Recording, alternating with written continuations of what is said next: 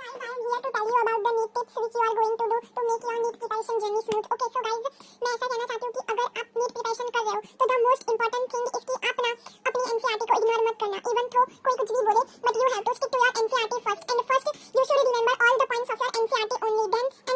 you are going to learn anything extra which make you different from others as from starting the everyone people is focused on how should I score 720 on 720 but this is not the only goal you are going to clear NEET. Okay, so please firstly don't ignore NCERT and don't ignore your timetable. The best thing I should give you advice about the thing is that you should make the proper timetable even though you are not making the timetable better but you have to do list so that you can't pressure yourself to you have to study although you have to study but give some time to your extra activities also as it is much important as per my perspective. The only mistake I did in my NEET preparation is that